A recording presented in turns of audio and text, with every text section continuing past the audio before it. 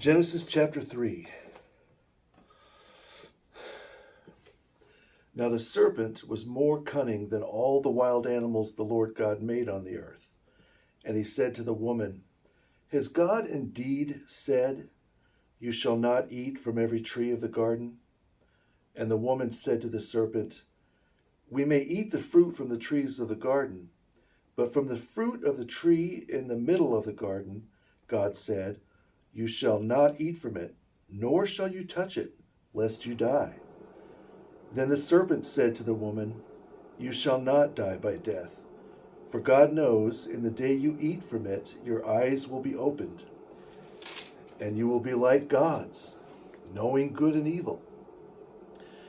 So when the woman saw the tree was good for food, was pleasant to the eyes, and a tree beautiful to contemplate, she took its fruit and ate. She also gave it to her husband with her, and he ate. Then the eyes of the two were opened, and they knew they were naked. So they sewed fig leaves together and made themselves coverings. Then they heard the voice of the Lord God walking in the garden that afternoon. And Adam and his wife hid themselves within the tree in the middle of the garden from the presence of the Lord God. So the Lord God called Adam and said to him, "Adam, where are you?" He replied, "I heard your voice as you were walking in the garden, and I was afraid because I was naked, so I hid myself." Thus he said, "Who said you were naked? Have you eaten from the one tree from which I commanded you not to eat?" Then Adam said, "The woman you gave me of the tree, and I ate." So the Lord God said to the woman, "What is this you have done?" The woman said, "The serpent deceived me, and I ate." Thus the Lord God said to the serpent, "Because you have done this, you are cursed more than all cattle and more than all the wild animals of the earth. On your breast and belly you shall go, and you shall eat dust all the days of your life. I will put enmity between you and the woman, and between your seed and her seed. He shall bruise your head, and you shall be on guard for his heel."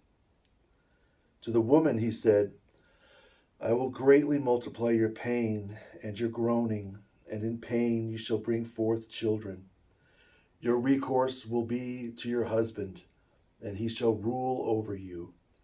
Then to Adam he said, "Because you heeded the voice of your wife and ate from the one tree of which I commanded you, saying, 'You shall not eat from it,' cursed is the ground in your labors. In toil you shall eat from it all the days of your life. Both thorns and thistles it shall bring forth for you, and you shall eat the herb of the field. In the sweat of your face you shall eat bread till you return to the ground from which you were taken. Earth you are, and to earth you shall return." So Adam called his wife's name Life, because she was the mother of all living. Also for Adam his wife the Lord God made garments of skin and clothed them. Then the Lord God said, "Behold, the man has become like one of us, to know good and evil. Now, lest he put out his hand and take also of the tree of life, and eat and live forever." Therefore the Lord God sent him out of the garden of pleasure to cultivate the ground from which he was taken. So he cast out Adam and made him dwell opposite the garden of pleasure. He then stationed the cherubim and the fiery sword, which turns every way to guard the way to the tree of life.